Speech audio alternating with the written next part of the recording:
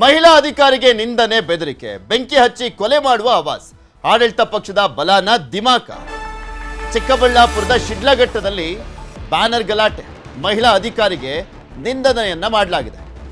ಬೆಂಕಿ ಹಚ್ಚಿ ಕೊಲೆ ಮಾಡುವಂತ ಆವಾಜನ್ನ ಹಾಕಲಾಗಿದೆ. ಲೆಕ್ಕ ಹಾಕೊಳ್ಳಿ, ಎಂತ ದಿಮಾಕಿರನ, ತಲೆ ತಿರುಗ್ತಾರನ, ನಮ್ಮ ಪಕ್ಷ ಅಧಿಕಾರದಲ್ಲಿ ಇದೆ ಅನ್ನುವಂತ ಕಾರಣಕ್ಕೋಸ್ಕರ ಚಿಕ್ಕಬಳ್ಳಾಪುರದ ಶಿಡ್ಲಘಟ್ಟದಲ್ಲಿ ಬ್ಯಾನರ್ ಗಲಾಟೆ. ಇದು ಬ್ಯಾನರ್ ತೆಗೆದಿದ್ದಕ್ಕೆ ಕಾಂಗ್ರೆಸ್ ಮುಖಂಡ ಧಮಕಿ ಹಾಕಿದ್ದಾರೆ.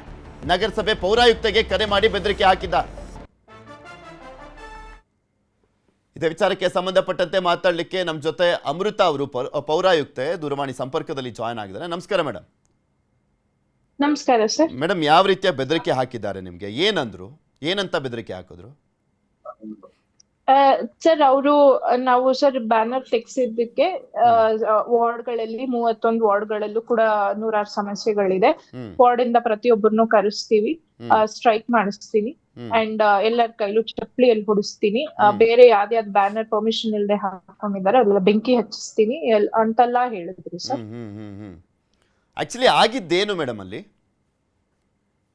ಸರ್ ಅಲ್ಲಿ ಒಂದು movie promotion function related prior to that ಅದರದ್ದು ಮುಂಚಿತವಾಗಿ ಫ್ಲೆಕ್ಸ್ ಗಳನ್ನೆಲ್ಲ ಹಾಕಿದ್ರು ಸರ್. ಫ್ಲೆಕ್ಸ್ ಬ್ಯಾನರ್ಸ್ ಗಳನ್ನೆಲ್ಲ ಹಾಕಿದ್ರು. So we had got a request on Friday evening related to ಇದನ್ನ ಪ್ರೊಸೆಸ್ ಮಾಡಿ ಕೊಡಿ, ನಾವು ಹಾಕ್ಬೇಕು ಅಂತ. ನಾನು ಅವ್ರಿಗೆ ವಿ ಗಾಟ್ ಅ ಕಾಲ್. ಅವರು ಒಬ್ರು ಮುಖಂಡರುಗಡೆ ನಮ್ಮ ಎಕ್ಸ್ ಕೌನ್ಸಿಲರ್ ಇಂದ ಕಾಲ್ ಬಂದಿತ್ತು. V told dum that sir 5:30-6 ಗಂಟೆ ಆಗೋಗಿದೆ ಸರ್, ಸ್ಟಾಫ್ಸ್ ಗಳು ಯಾರು ಇಲ್ಲ, ವೀಕೆಂಡ್ ಎಲ್ಲ ಹೊರಟೋಗಿದ್ದಾರೆ, ಮಂಡೇ ಮಾರ್ನಿಂಗ್ ನಾವು ಮಾಡ್ಕೊಡ್ತೀವಿ ಅಂತ ಹೇಳಿದ್ವಿ.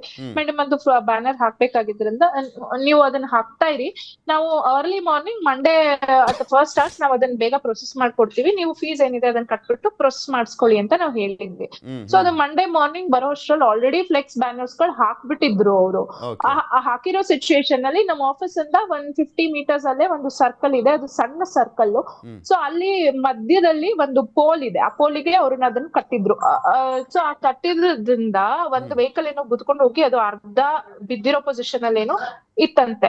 ಸೊ ಹಾಗಾಗಿ ನಮ್ಮ ಹೆಲ್ತ್ ಇನ್ಸ್ಪೆಕ್ಟರ್ ಮತ್ತೆ ನಮ್ಮ ಪೌರ ಕಾರ್ಮಿಕರು ಅದನ್ನ ಅಂಡ್ ಅಲ್ಲಿ ಬೆಳಗಿನ ಜಾವ ಮಕ್ಕಳು ಓಡಾಡ್ತಾ ಇದ್ದಿದ್ರಿಂದ, ಆ ವೆಹಿಕಲ್ಸ್ ಗಳೆಲ್ಲ ಓಡಾಡ್ತಾ ಇದ್ದಿದ್ರಿಂದ ಅವ್ರು ಕಂಪ್ಲೇಂಟ್ ಮಾಡಿದ್ದಾರೆ, ಆ ಕಡೆ ಈ ಕಡೆ ಮೂವ್ಮೆಂಟ್ ತೊಂದರೆ ಆಗ್ತದೆ, ನೀವ್ ಅದನ್ನ ತೆಗೀರಿ ಮೇಡಮ್ ಅಂತ ಪಬ್ಲಿಕ್ ಕಂಪ್ಲೇಂಟ್ ಬಂದಿದ್ರಿಂದ ಇವ್ರು ನಮ್ಮವ್ರು ಅದನ್ನ ತೆಗೆದ್ಬಿಟ್ಟು ನನ್ಗೆ ಇನ್ಫಾರ್ಮ್ ಮಾಡಿದ್ರು, ಮೇಡಮ್ ಹಿಂಗ್ ತೆಗಿತಾ ಇದೀವಿ. ನಾನು ತೆಗೆದ್ಬಿಟ್ಟು ಇಮಿಡಿಯೇಟ್ ಅವ್ರಿಗೆ ಇನ್ಫಾರ್ಮ್ ಮಾಡಿ ಅಂತ ಅವ್ರಿಗೂ ಹೇಳಿದ್ದೆ. ನಾನು ಕೂಡ ಖುದ್ದು ನಾನೇ ಕಾಲ್ ಮಾಡಿದ್ದೆ. ನನ್ಗೆ ಯಾರು ಕಾಲ್ ಮಾಡಿದ್ರು ಎಕ್ಸ್ ಕೌನ್ಸಿಲರ್, ಅವ್ರಿಗೆ ಕಾಲ್ ಮಾಡಿ ನಾನು ಹೇಳ್ದೆ, ಸರ್ ಹಿಂಗ್ ಬಂದ್ ತೆಗಿತಾ ಇದೀವಿ, ಪ್ರಾಬ್ಲಮ್ ಆಗಿದೆ, ಕಂಪ್ಲೇಂಟ್ ಬರ್ತಾ ಇದೆ ಅಂತ. ಓಕೆ ಅಂತ ಅವ್ರು ಹೇಳಿದ್ರು. But on the same time ಅವತ್ತೇನೆ around 4 o'clock we got a call from sir and all this incident happen. So complaint ಕೊಟ್ಟಿದ್ದೀರಾ ಅದ್ರ ಬಗ್ಗೆ? ಯಾಕೆಂದ್ರೆ ಆಡಳಿತ ಪಕ್ಷ ಅನ್ನುವಂತ ದಿಮಾಕು ತಲೆ ತಿರುಗ್ತಾ ಇರುತ್ತೆ, ಆ ಕೊಬ್ಬೆಲ್ಲ ಇರುತ್ತೆ.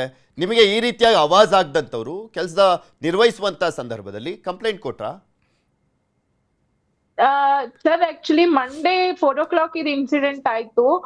V were also confused and I don't know what to do related to this. ಏನ್ ಮಾಡ್ಲಿ ಅಂತ we were also shock whether to ignore this or to but ಒಂದ್ ಭಯ ಅಂತೂ ಇತ್ತು. ಯಾಕಂದ್ರೆ ಅವರು ಎಲ್ಲರನ್ನೂ ಕರ್ಸಿ ಆಫೀಸ್ ಹತ್ರ ಸ್ಟ್ರೈಕ್ ಮಾಡಿಸಿ ಹಂಗೆಲ್ಲ ಹೇಳಿದಾಗ that's I mean we are also scared.